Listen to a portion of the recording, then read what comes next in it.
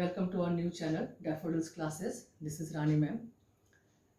Students, आज हम लोग पढ़ेंगे टेंस के प्रेजेंट टेंस के सेकंड टाइप के बारे में. पिछले क्लासेस में हम लोगों ने पढ़ा था टेंस के बारे में कि टेंस क्या है और टेंस के कितने टाइप्स होते हैं, और हर टाइप के प्रेजेंट टेंस के बारे में हम लोगों ने पढ़ा था, पास्ट के बारे में पढ़ा था और फ्यूचर टेंस के बारे में पढ़ा था. और हम लोगों ने पास्ट टेंस को डील करना शुरू किया था. पास्ट टेंस के बारे में हम लोगों ने पढ़ा था कि प्रेजेंट टेंस के बारे में हम लोगों ने पढ़ा था कि प्रेजेंट टेंस के 4 टाइप्स होते हैं. प्रेजेंट इंडेफिनिट या simple present, second present perfect, third present continuous और फोर्थ प्रेजेंट परफेक्ट कॉन्टिन्यूअस. तो आज हम लोग सिंपल प्रेजेंट के बारे में हम लोग पढ़ लिए, हम लोग पढ़ चुके हैं, डिटेल में हम लोग पढ़ चुके हैं.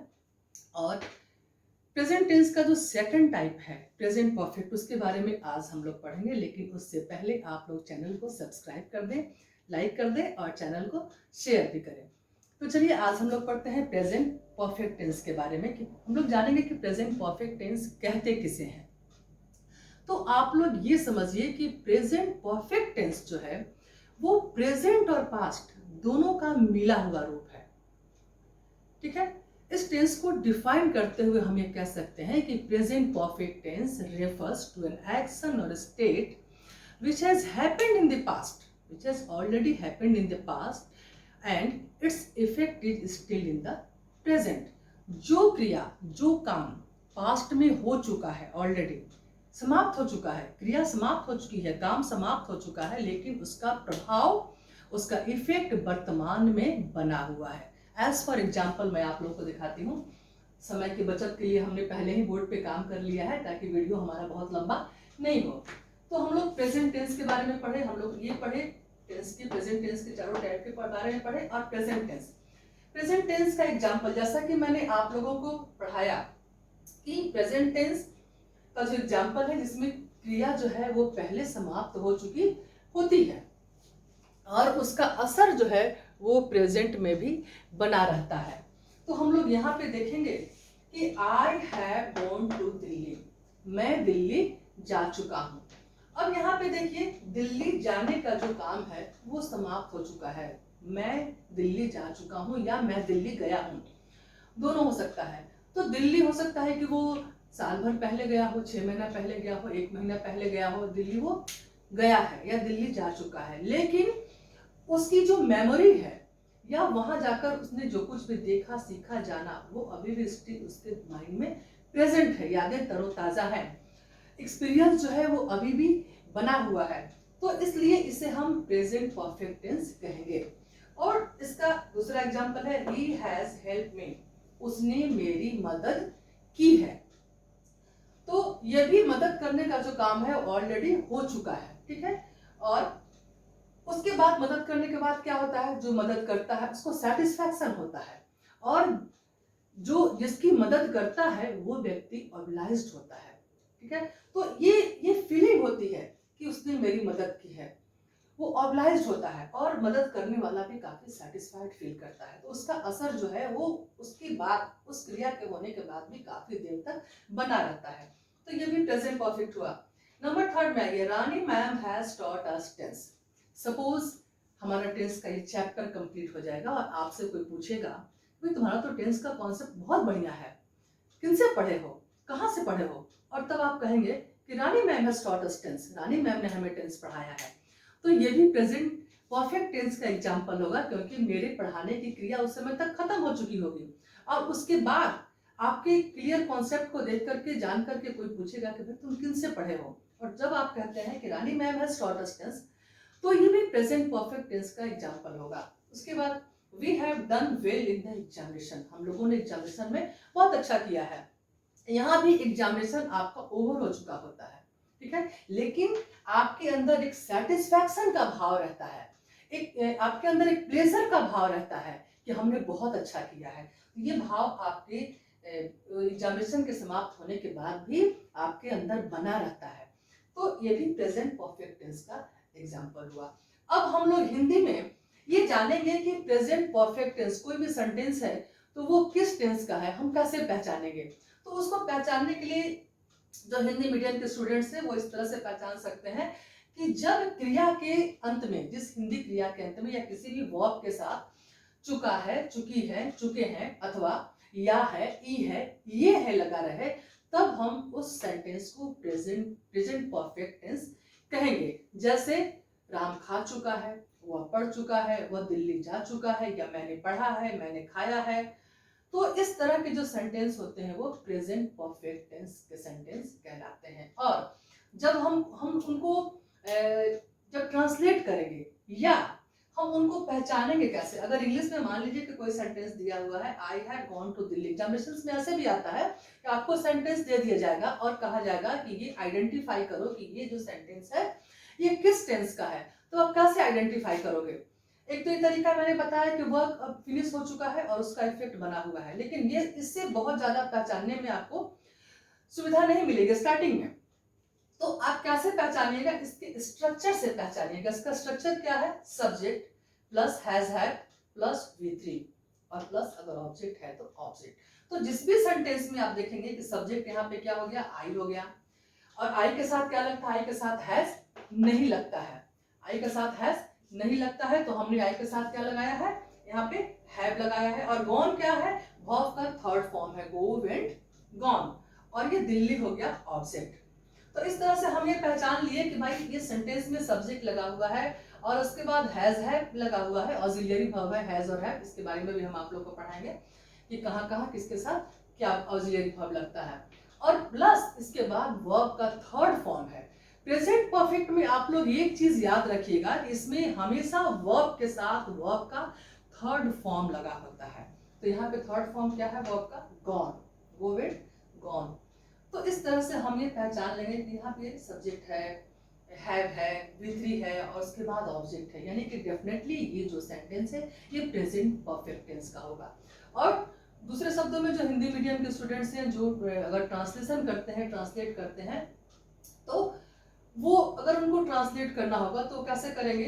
तो पहले उसको सब्जेक्ट को रखेंगे, ठीक है, उसके बाद हैज हैव को रखेंगे और उसके बाद वर्ब के थर्ड फॉर्म को रखेंगे और उसके बाद ऑब्जेक्ट को रखेंगे, तब जाके वो सेंटेंस कंप्लीट होगा। नहीं तो फिर वो सेंटेंस अगर उसको हम प्रॉपर ऑर्डर में अरेंज नहीं करेंगे, मान लीजिए कि पहले हमने सब्जेक्ट को ले लिया, उसके बाद ऑब्जेक्ट को ले लिया, तब हमने हैज हैव लगा दिया, उसके बाद V3 लगा दिया, तो वो सेंटेंस आपका गलत हो जाएगा। इसके लिए इसका प्रॉपर ऑर्डर में इसको अरेंज करना बहुत ही जरूरी है। तो इसका स्ट्रक्चर क्या है?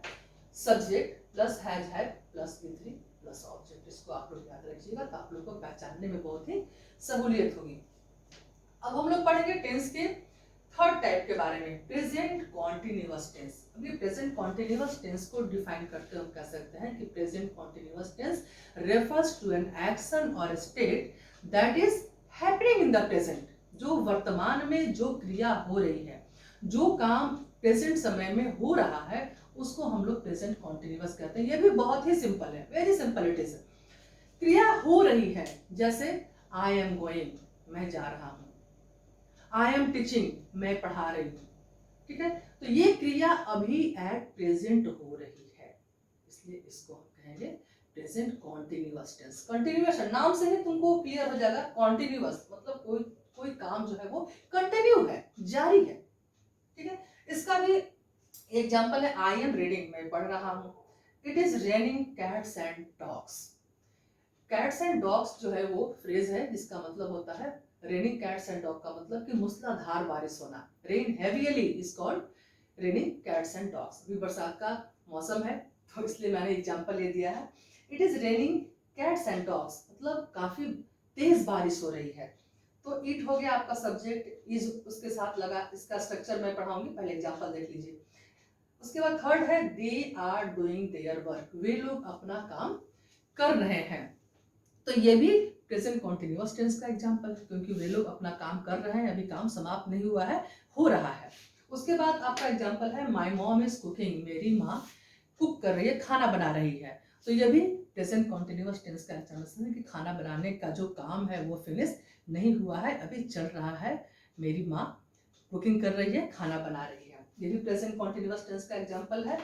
और एक और एग्जांपल आप लोग देख लीजिए, सचिन इज स्विमिंग, सचिन नाम का लड़का है जो तैर रहा है, तो तैरने की भी क्रिया अभी जारी है, तो ये भी प्रेजेंट कॉन्टिन्यूअस टेंस का सेंटेंस होगा।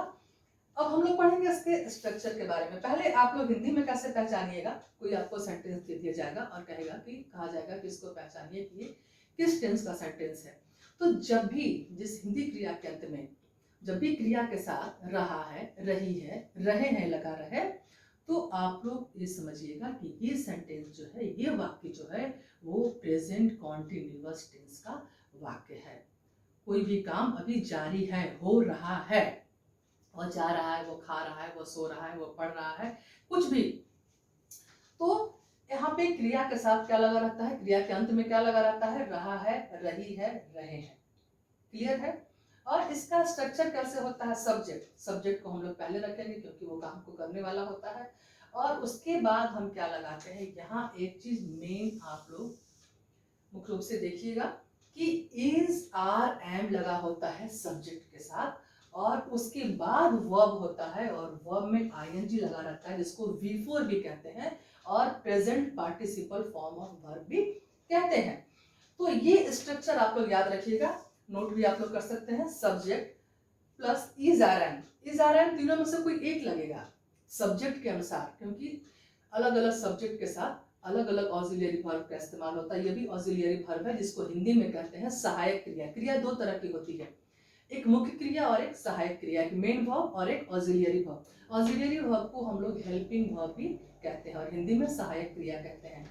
तो यहाँ पे सब्जेक्ट के साथ इज, आर, एम, ये सहायक क्रिया लगाना है और उसके बाद वर्ब का आईएनजी फॉर्म लगाना है, यानी कि वर्ब के साथ हमें आईएनजी लगाना है और तब उसके बाद ऑब्जेक्ट है तो ऑब्जेक्ट लगा देना है। तो इससे क्या बन गया, देखिए सब्जेक्ट, यहाँ पे सब्जेक्ट क्या हो गया, आई, इज, आर, एम, तीनों में से कोई एक लगेगा। तो आई के साथ क्या लगता है, एम लगता है। कभी भी आई के साथ इज नहीं लगता है कि आई इज गोइंग, ठीक है। कभी भी आई के साथ आर लगता है, बट वो हम लोग आगे आप लोगों को पढ़ाएंगे, तो उसमें टाइम एंड टेंस जब हम लोग पढ़ाएंगे तो उसमें आपको बताएंगे कि कैसे आई के साथ कैसे आर लगता है। बट ऐसे जनरल ये में जनरली हम लोग आई के साथ क्या लगाते हैं, एम लगाते हैं। तो आई एम, ठीक है, और रीडिंग, मैं पढ़ रहा हूँ, हो गया। तो यहाँ देख रहे हैं वर्ब में, वर्ब का फोर्थ फॉर्म है, वर्ब में आईएनजी लगा हुआ है, present participle form of verb यहाँ पे लगाए हुए हैं क्योंकि रीड में हमने आईएनजी लगा दिया है। इट इज रेनिंग, अब यहाँ भी हमने चूंकि रेन वर्ब है तो रेन में हमने वर्ब का फोर्थ फॉर्म आईएनजी फॉर्म हमने यहाँ लगा दिया है। दे आर डूइंग, यहाँ भी डू जो वर्ब है मेन वर्ब है, और यहाँ पे डू के साथ हमने क्या लगाया, आईएनजी लगाया है, जो कि वर्ब का आईएनजी फॉर्म है, प्रेजेंट पार्टिसिपल फॉर्म है, वर्ब का फोर्थ फॉर्म है। सिंपली आप लोग यही समझिए कि वर्ब में आईएनजी, पार्टिसिपल फॉर्म और फोर्थ फॉर्म में आप लोग कंफ्यूज कर जाइएगा। तो सिंपली आप लोग यही समझिए कि प्रेजेंट कॉन्टिन्यूअस टेंस में हम लोग सब्जेक्ट और सब्जेक्ट के बाद इज, आर, एम और उसके बाद वर्ब में हम लोग आईएनजी लगाते हैं, ठीक है। तो डूइंग हो गया। यहाँ पे माय मॉम इज कुकिंग, ठीक है। अब कुक में भी हमने यहाँ आईएनजी लगाया और सचिन इज स्विमिंग, स्विम में भी हमने यहाँ पे आईएनजी लगाया। तो इस तरह से हमारा ये प्रेजेंट टेंस का प्रेजेंट परफेक्ट हमारा कंप्लीट हो गया और प्रेजेंट कॉन्टिन्यूअस हमारा कंप्लीट हो गया। प्रेजेंट कॉन्टिन्यूअस टेंस को प्रेजेंट प्रोग्रेसिव टेंस भी कहते हैं। कभी भी आपको कंफ्यूज नहीं होना है, कहीं पे भी आपको अगर प्रेजेंट कॉन्टिन्यूअस टेंस के बदले प्रेजेंट प्रोग्रेसिव टेंस अगर दे देता है तो आप यही समझिएगा कि ये जो है वो प्रेजेंट कॉन्टिन्यूअस टेंस को ही प्रेजेंट प्रोग्रेसिव कहा गया है। तो इस तरह से हमारा आज टेंस का प्रेजेंट परफेक्ट और प्रेजेंट कॉन्टिन्यूअस टेंस समाप्त हो गया है और अगले क्लास में हम लोग प्रेजेंट परफेक्ट कॉन्टिन्यूअस टेंस के बारे में हम पढ़ेंगे। चूंकि वीडियो बहुत ज़्यादा लंबा हो जा रहा है इसलिए आज हम लोग यहीं पे वीडियो को एंड करते हैं और नेक्स्ट क्लास में हम लोग पूरे टेंस का समरी, खास करके प्रेजेंट टेंस का समरी और ये प्रेजेंट परफेक्ट कंटिन्यूअस टेंस को अगले क्लास में हम लोग फिनिश कर देंगे और तब आपका प्रेजेंट टेंस जो है वो कंप्लीट हो जाएगा। फिर हम लोग पास्ट टेंस में आएंगे। Okay, thank you students. तो आप लोग फिर से एक बार याद कर लें कि इस चैनल को सब्सक्राइब करना नहीं भूलें। चैनल को आप लोग इस वीडियो को लाइक करें, चैनल को सब्सक्राइब करें और शेयर करें। तो आज के लिए बस इतना ही। Thank you very much.